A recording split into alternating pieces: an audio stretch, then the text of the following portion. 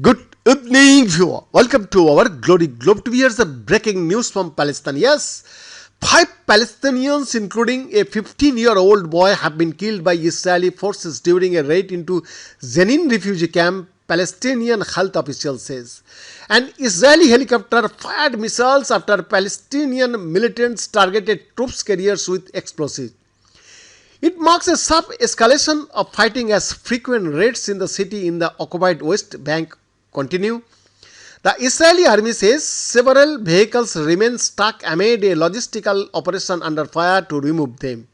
7 Israeli soldiers and border police officers have been wounded, 3 of them moderately according to the army. It is the first time in years, possibly since the height of the second Palestinian Intifada or uprising 2 decades ago, that the Israeli military has used attack helicopters in the West Bank. The helicopter reportedly fired at militants on the ground while Israeli forces tried to extract soldiers. One resident told local media, "We are unable to leave the house. It is a real war here.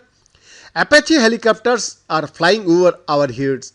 This morning, the helicopter bombed a field in our neighborhood.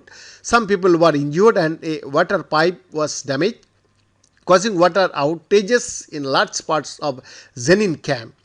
The Palestinian Authority described the raid as Israeli aggression on Jenin is a serious, dangerous escalation and must stop immediately.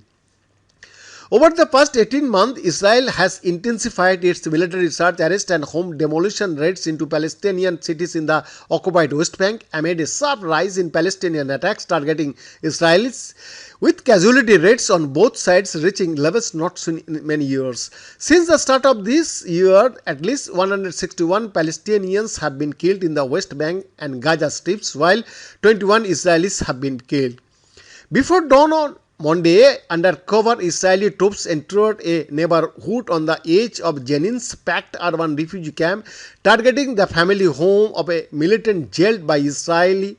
Eyewitness said, "I looked out the window and saw masked soldiers storming the house of our neighbor Assam Abu al-Hazza. After about a quarter of an hour, I heard several explosions and heavy gunfire," Sumia Abu Saman told Palestinian TV.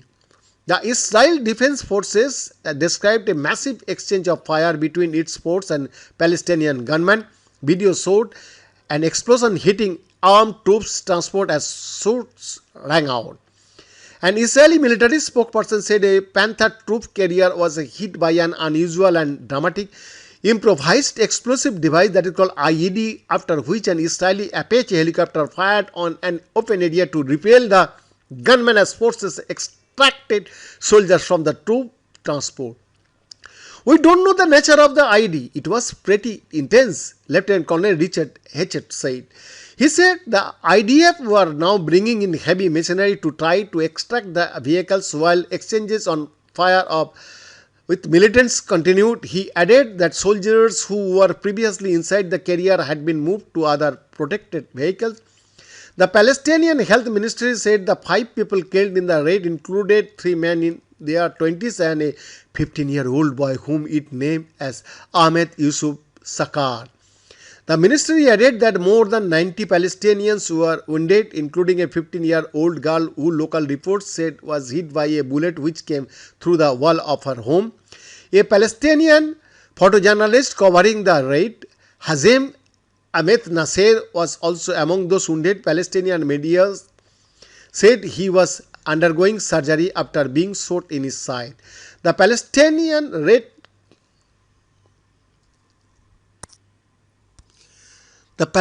Red Crescent Society, meanwhile, accused the Israeli army of stopping medical teams reaching casualties. The society's director in Jenin, Dr. Mahmoud Al-Sadi, told the BBC were working in very difficult conditions. The occupation forces impeded the movement of ambulances and prevented medical staff from performing their duties.